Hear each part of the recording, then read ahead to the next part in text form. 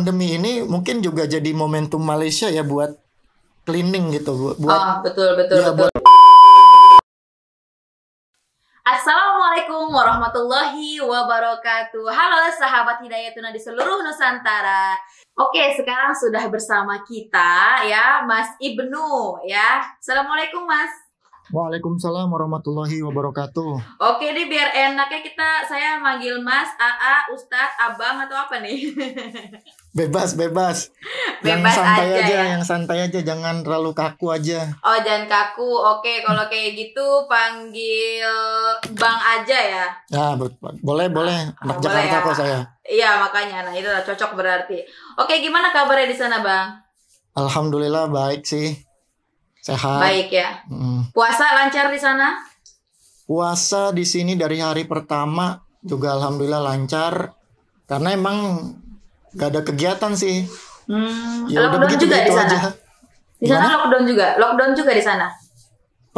Di sini orang kebijakannya tuh kalau kita orang kenalkan lockdown, tapi kalau di Malaysia namanya Perintah Kawalan Pergerakan. PKP. Kalau orang sini bilangnya PKP. Oh, PKP istilahnya ya. Kalau di pengumuman Inggrisnya Restrict Movement Order. Tapi itu boleh keluar dari rumah. Kalau untuk keluarga yang tinggal di luar kampus, itu diperbolehkan keluar untuk beli barang-barang yang sifatnya itu primer ya Mbak. Contohnya Yang primer ya. ya beras, makanan, obat, terus perlengkapan bayi, dan itu pun dibatasi. Jadi harus kepala keluarga aja yang boleh keluar. Oh, Gitu. iya berarti tetap dibatasi berarti Tetap ya. dibatasi karena kan memang dari tajuknya juga Perintah Kawalan Pergerakan gitu. Dan kalau ada juga ya sih yang ngeyel gitu, Yang ngeyel ya, sama lah kayak masyarakat Indonesia ya berarti. Cuman di sini lebih tegas aja, kalau ada yang ngeyel langsung dibawa pakai truk polisi. Oh, berarti lebih dikawal ya. Dan juga didenda Bener-bener. RM1.000. Oh, didenda RM1.000. RM1.000 itu berapa rupiah ya, Bang ya? Kalau kursnya kita 3.300 ya 3.300.000 lah. Wow, 3 juta. Oh, keren. Itu berarti emang kalau orang Indonesia mau mati tinggal keluar ya. Jadi dia keluar duit banyak gitu. Ya begitulah. Oke. Mungkin di sini lebih tegas aja sih untuk Lebih tegas. Perintah Kawalan Pergerakannya. Lalu kalau untuk sekarang kan kita sedang menjalani ibadah puasa nih ya Bang ya, sedang Ramadan. Terus kan sekarang kita tahu bahwasanya Ramadan sekarang tuh kayak ada yang kurang gitu pasca COVID-19 ini. Lantas di Malaysia sendiri bagaimana keadaan berpuasa bulan Ramadan ini di sana? Apakah masih ada orang-orang yang jualan takjil, atau di sana biasanya ada nggak kayak pasar takjil, pasar untuk tempat-tempat beli bukaan puasa gitu? Atau bagaimana biasanya perbedaan sebelum ada COVID dan setelah adanya COVID di negeri Malaysia itu sendiri, gimana Bang? Kalau perbedaan pasti ada perbedaan yang signifikan ya Mbak. Kayak biasanya kalau ini di sekitar kampus ini namanya, saya kan kuliah di IUM. Ya, IUM. Atau kalau misalnya orang kenal Antarbangsa. Jadi di kampung sebelah di sekitar kampus ini, kalau sebelum adanya COVID dan sebelum adanya Perintah Kawalan itu, biasanya Rabu sore itu ada pasar malam. Itu dijual ya jajan-jajanan, buah. Oh, nggak di Indonesia aja berarti ada pasar malam ya? Ya buah-buahan, jajan-jajanan, terus ya macem-macem lah. Tapi setelah adanya COVID ini, otomatis pembatasan pergerakan kita tuh ya benar-benar dibatasi gitu. Bahkan saya dari 18 Maret sampai Jumat awal Ramadan kemarin itu belum sholat Jumat. Oh iya. Karena memang bahkan sholat jamaah di asrama pun itu harus dikurangi. diam-diam. Diam-diam, betul. Jadi kalau untuk Ramadan di Malaysia sebelum dan sesudah, ya memang pasti ada perbedaan ya. Cuman ya kita mungkin ini hikmah aja sih bagaimana kita menyikapi Ramadan selama pandemi ini. Kalau biasanya selama kita nih Ramadan nih kita ngabuburit gitu. Nih biasanya ngabuburit, di sini kita ya nggak bisa ngabuburit, padahal esensi Ramadan kan bukan cuman ngabuburit, bukan cuman buka bersama gitu. Bener Itu harus mungkin ada. itu emang kesalahan yang udah mendarah daging sih ya Bang ya. Ya, Puasa itu yang dikejar bubar gitu bubar. atau ngabuburitnya. Ngabuburit, Bener nongkrongnya. ya betul. Terus Ya, nggak mungkin ikutan karena- nggak taraweh Nah. lewat ya jadinya. Tarawih lewat gitu kan. Kalau sekarang kita bisa ibadah sendiri-sendiri gitu. Kita Betul. juga bisa. Ya, mahasiswa-mahasiswa ini juga untuk kegiatan mahasiswa di sini ada yang target hatam Quran, ada yang ikut kajian-kajian online, Betul, ada kajian yang online. ada yang nugas, ada yang ngerjain Betul. tesis sama disertasi, Betul. ada yang ngegame, ada yang tidur juga ada. Bahkan mungkin sebelumnya ketika sebelum maraknya pandemi ini banyak anak-anak yang males gitu ngikutin kajian mungkin ya. Cuman Ya. mungkin karena udah terlalu lama di rumah, udah boring kali ya Bang ya. Jadi Ya, akhirnya betul. mereka hatinya tergerak gitu untuk mengikuti kajian online gitu ya Bang ya. Ya, betul. Emang mungkin itu salah satu gimana ya? Emang salah satu ini kali pelajaran buat Betul. kita gitu. Jadi mau Emang kan kita kadang di sebagai- setiap buruk datang kebaikan gitu ya Bang ya. Iya, benar. Berarti taraweh jalan nggak di sana? Kalau taraweh di sini yang saya lihat di dalam saya ini pandangan saya kampus ya, karena saya bukan di tinggal daerah luar kampus. Betul. Ini yang saya lihat taraweh di sini itu berdasarkan kalau kita bilang per negara gitu. Kadang-kadang habis Isya. Ini yang lantai saya tinggal di lantai 3, asrama lantai 3 di blok postgraduate itu kloter pertama orang-orang Bangladesh. Oh, kalau Nanti dia- terkotoran berarti. Ya, mereka selesai datang tuh kelompok-kelompok yang ngomongnya bahasa Arab. Gitu. Nah, kadang-kadang kita pun juga kalau mau ngikut, kita kadang juga habis kebetulan kalau ini ada kawan ya hari H H-1 Ramadan. Kebetulan ayahnya meninggal, innalillahi wa inna ilaihi raji'un. Jadi ini innalillahi. jadi dia nggak bisa pulang dan dari hari pertama Ramadan sampai tadi sore kita pun rutin gitu. Jadi kita ngadain pengajian, ngaji di kamar teman saya tersebut. Jadi setelah itu kita sholat berjamaah. Ada itunya juga, ada progres positifnya juga. Betul, ada progres positifnya, betul ya Bang ya. Oke, lantas kalau kayak gitu berarti sekarang seluruh kegiatan dihentikan ya sekarang. Kalau misalnya saya mau ngebahas tentang kegiatan mahasiswa Indonesia yang ada di sana, berarti kalau sekarang sedang vakum dong ya? Ya, kalau untuk kegiatan sih mereka sifatnya individu ya. Dia mau bebas, mau ada yang saya lihat masuk kamar teman saya ada yang lagi belajar bahasa asing gitu. Lewat YouTube, ada yang lagi ngaji, ada yang ya kayak tadi saya sebutkan, ada yang lagi ngaji, ada yang lagi nugas. Macam-macam lah ya gitu. kegiatannya. Ya, olahraga pun sekedar jogging pun kita bakalan diteriakin sama polisi kampus gitu. Suruh balik ke asrama kalau mau jogging sekitar kalau mau jogging atau olahraga sekitaran asrama aja, nggak usah pakai keliling kampus gitu. Iya betul. Oke, terus Bang kalau misalnya di Malaysia sendiri ya ada nggak sih budaya yang di sana itu budaya yang benar-benar dijunjung gitu sama orang sana, atau kebiasaan atau adat yang di sana sering terjadi cuman mungkin kalau dipandang orang Indonesia itu hal yang aneh, ada nggak? Kayak itu ngapain sih gitu? Oh gitu, adat ya. Kalau saya sih nanya antara selama Ramadan apa gimana nih? Secara umum, di luar Ramadan juga. Oh gitu.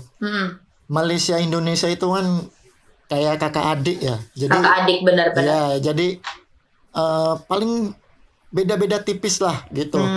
Beda-beda tipis. Berarti intinya budaya Indonesia dibawa masuk ke Malaysia bisa, Malaysia bisa dibawa ke Indonesia gitu ya? Ya betul gitu. Mungkin cuman dari kebiasaannya aja, karena di sini kan kebiasaannya orang-orang kalau habis pulang kuliah sama aja nongkrong gitu. Pokoknya nongkrong tuh budaya seluruh umat lah ya di berbagai dunia. Cuman di sini bukan nongkrong mereka bilangnya. Apa dong? Lepak-lepak. Lepak-lepak. Oke, istilah nongkrong di Malaysia adalah lepak-lepak ya. Ya, saya juga dosen-dosen saya yang Malaysia juga bilang bahkan bilang begini.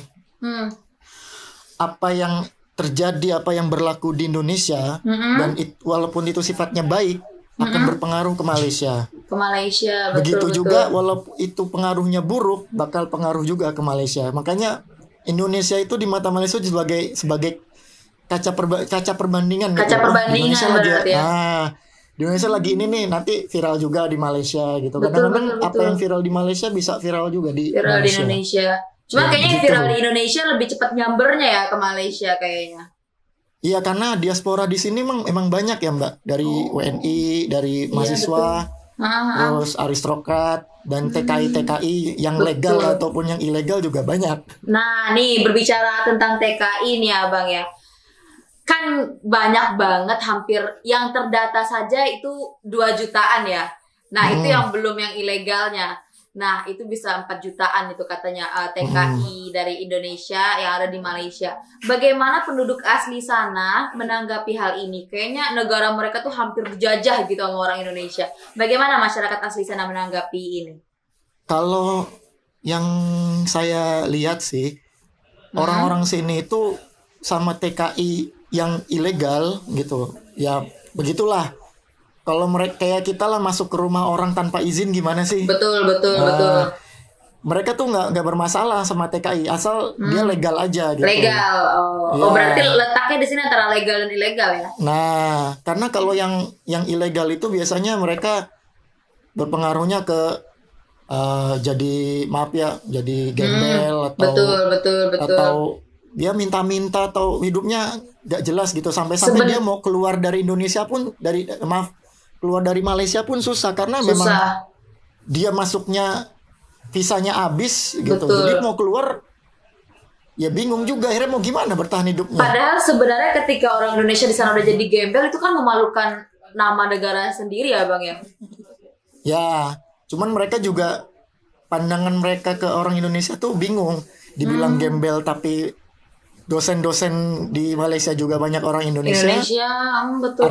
Aristokrat juga banyak orang Indonesia, jadi nggak bisa dipukul rata gitu. Nggak bisa dipukul rata, betul. Cuman jadi memang sudah kayak bertetangga lah gitu ya, jadi Iya, ibaratnya di benar. negara situ sendiri gitu ya Bang ya. Nah, selama pandemi ini mungkin juga jadi momentum Malaysia ya buat cleaning gitu, buat betul. buat pembersihan gitu. Jadi selama pandemi ini kan nggak ada yang kerja gitu. Jadi Iya, betul. TKI ini kan ada kebijakan imigrasi untuk yang visanya pasnya habis itu boleh keluar Malaysia asal dengan paspor yang sah. Berarti ini kan dipulangin gitu ya. Jadi suatu momentum buat Malaysia dan TKI juga. Iya, betul. TKI yang maaf aja yang kosongan, kalau sini orang bilang kosongan betul. ini untuk keluar dari Malaysia gitu. Iya. Lantas ini udah berapa tahun ya Bang ya di Malaysia? Kalau saya nih udah hampir 2 tahun. Oh, udah hampir 2 tahun. Berarti udah semester 4 dong ya? Bisa dibilang begitu. Oh, bisa dibilang begitu. Ini dibilang semester 4 cuman gara-gara pandemi, MCO sama PKP ini diliburin semua ini. Diliburin semua. Tapi ada SFH nggak, study from home? Nah, yang WFH tetap berjalan nggak pembelajaran? Kan kalau mahasiswa di Indonesia berjalan tuh Bang, jadi mereka tetap pakai Zoom dan aplikasi lainnya. Kalau di sana gimana? Kalau di sini benar-benar emang PKP, jadi keputusan rektor ini nggak tahu ya di kampus lain ya. Kalau di kampus saya keputusan rektor, ya betul. Itu tidak ada namanya studi dari asrama atau dari rumah. Dan dosen pun juga tidak menekankan ini tugas harus selesai, harus ketika masuk kuliah pokoknya harus selesai gitu. Jadi nggak ada. Berarti tidak dibebankan tugas gitu ya? Betul. Dosen saya pun juga di grup juga bilang gitu, saya tidak menekankan kalian untuk menyelesaikan tugas yang saya berikan. Itu maslahat kalian sendiri. Kalian mau ngerjakan silakan, mau ngerjakan nanti setelah MCO selesai juga silakan, no problem gitu katanya. Intinya itu ada tekanan dari atasannya gitu biar ya? Betul. Biar mungkin karena ada juga sih yang udah stres kali. Makanya dibuka konseling. Di sini ada konseling online juga dari kampus. Oh iya. Ada yang stres, ada yang ini udah ada disediain itu di pengumuman. Tapi konseling itu lebih ke pribadi dong berarti ya, bukan soal perkuliahan. Betul, lebih ke pribadi. Misalkan kan karena perintah kawalan ini mungkin seringnya bete gitu kan, terus rindu kampung halaman.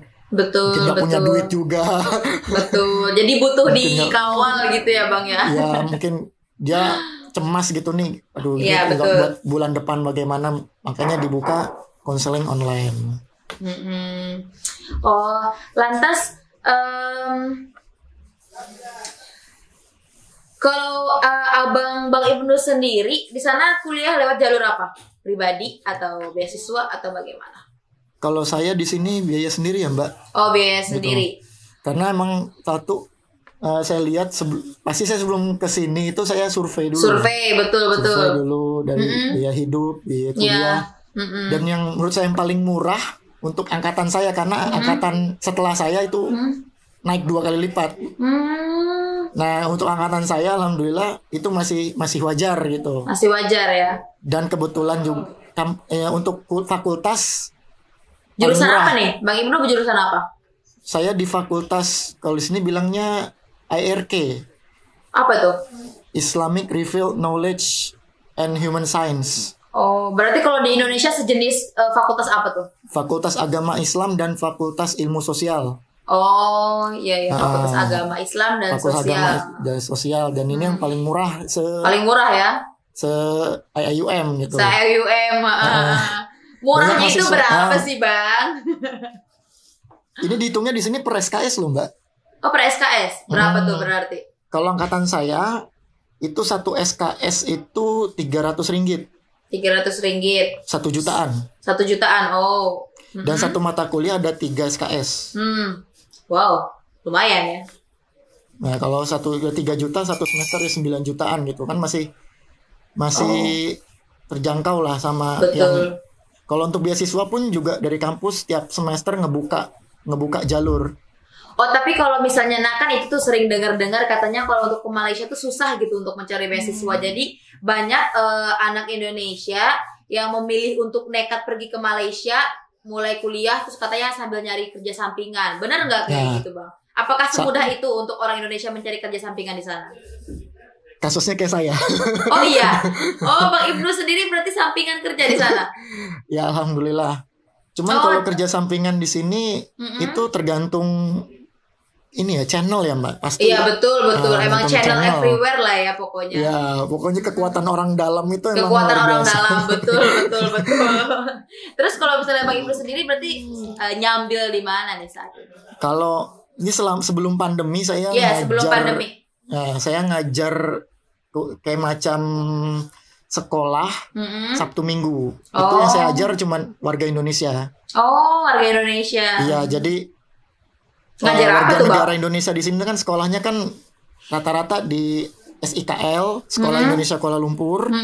Ada juga yang aristokrat itu yang gajinya 4 digit ringgit. Atau bisa 5 digit ringgit itu biasanya sekolah-sekolah di sekolah internasional. Dan mereka kan keagamaannya agak kurang, makanya saya diminta untuk mengajar agama setiap Sabtu dan Minggu. Oh, berarti ke agama ya ngajarnya. Betul. Agama, dan juga ada tambahan di hari Seninnya gitu untuk majelis taklim. Jadi cukup lah untuk biaya kuliah gitu sama. Cukup biaya kuliah. Cukup. Dari ngajar Sabtu Minggu aja cukup. Cukup banget, Mbak. Wow. Berarti nggak butuh kiriman lagi dong dari rumah gitu ya, dari Indonesia. Insya Allah bisa ngirim juga ke anak istri juga. Oh, Masya Allah. Untuk anak istri, Masya Allah, ini luar biasa. Ini sangat menginspirasi loh ya Bang. Jadi kuliah di Malaysia, nyambil kerja, bahkan bisa untuk bayar kuliah dan juga untuk membiayai hidup anak istri di Indonesia. Masya Allah, amazing banget loh Bang ini. Saya nggak pantas untuk menyandang itu. Ada lagi teman saya, dia kuliah S2 di sini. Sebelum dia jadi kiai, dia di sini kuliah. Sorenya kuliah, paginya dia nguli. Jadi kiai? Iya. Di Indonesia? Sekarang udah lulus, orangnya udah lulus. Orangnya udah lulus. Jadi selama dia kuliah di sini semester awal-awal itu dia paginya dia kuli, jadi kuli, sore dia kuliah.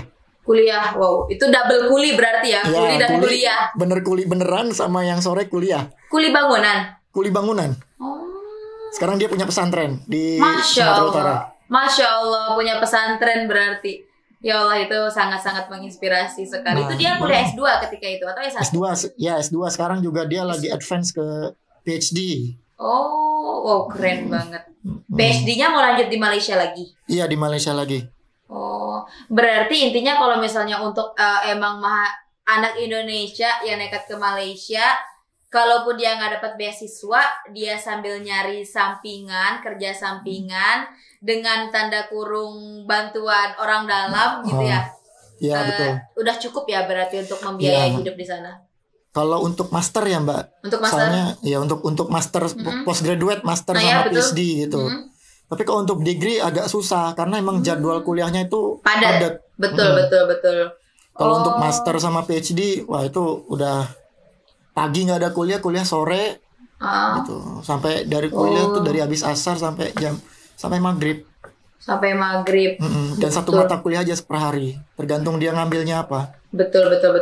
Tapi kalau misalnya di total nih untuk setingkat fakultas paling murah ya di IIUM ini, dalam satu semester butuh berapa puluh atau ratus juta gitu ya Bang ya untuk bayar uang kuliah di sana? Kalau untuk tuition fee-nya aja, perkuliahannya aja, kalau kita ambil maksimal ya 4 mata kuliah, itu ya kita kalikan aja 3 kali 4. 12 Itu juta. Itu untuk tuition fee. Kalau misalnya asrama, saya ambil asrama di dalam kampus. Asrama ini bayar berarti ya? Iya Mbak. Gak ada yang gratis ya? Di Malaysia ini semua terukur dengan uang Mbak. Uang, betul. Semua terukur dengan uang. Tapi income-nya harus ini juga. Harus masuk ya. Bisa mencukupi gitu. Ya, kalau untuk asrama dihitungnya per semester. Per semester itu kita harus bayar 1.500-an atau sekitar 5 jutaan. Oh, satu Per semester tuh 6 bulan 5 juta ya. Pokoknya per semester. Jadi ada tagihannya gitu. Nanti kita punya portal khususnya. Nanti masuk tagihannya sekian gitu. Oh, tagihan asrama ini bareng sama tagihan uang kuliah gitu. Kalau di kampus saya sistemnya gini Mbak. Jadi kita punya akun student. Kita top up misalnya 5.000. Kita top up 5.000. Nanti kita semester ini kita ambil 4. Nah, 4 semester ini 4 mata kuliah ini kepotong berapa? Nanti kepotong dari situ. Kepotong dari situ. Oh. Iya. Jadi ngutang pun ya bisa-bisa aja. Bisa ya. Oh iya betul kan katanya emang bisa dilunasi di akhir gitu katanya. Iya. Juga ya. Benar-benar. Oh betul. Keren banget. Saya karena belum bisa ya menjejaki ke luar negeri gitu. Jadi setiap melihat mahasiswa yang kuliah di sana, bahkan yang emang effort banget sampai kerja sambilan tuh kayak wow gitu, keren banget gitu. Karena saya yang di Indonesia aja ketika kuliah dulu belum bisa soalnya tuh membagi badan antara kuliah dan nyambil kerja gitu ya. Jadi itu luar biasa lah saya menganggap orang-orang yang seperti itu. Oke. Amin ya Allah, amin. Semoga badai cepat berlalu. Betul, badai pasti cepat berlalu. Oke, terima kasih banyak nih Bang Ibnu untuk waktunya ya. Kita udah cukup banyak berbicara dan bertukar keadaan antara di sini dan di sana gitu ya. Semoga di sana juga mungkin ini tidak Indonesia atau tidak Malaysia, mungkin di dunia lebih tepatnya. Jadi semoga bumi kita lekas membaik ya Bang ya. Jadi di sana bisa berjalan seperti semula dan Abang pun bisa kembali lagi ke Indonesia untuk menemui istri dan anak yang ditinggalkan. Betul. Amin. Bener itu tuh yang utama, dan betul. orang tua juga kan tadi. Oke, makasih banyak ya Bang Ibnu. Sama-sama. Salam dari Hidayatuna. Maaf kalau misalnya saya ada perkataan yang salah atau yang Sama-sama. kata-kata yang gak dipahamin atau apa, nanti boleh. Betul, saya juga. Siap. Terima kasih Bang. sama-sama. Assalamualaikum warahmatullahi wabarakatuh. Waalaikumsalam warahmatullahi wabarakatuh.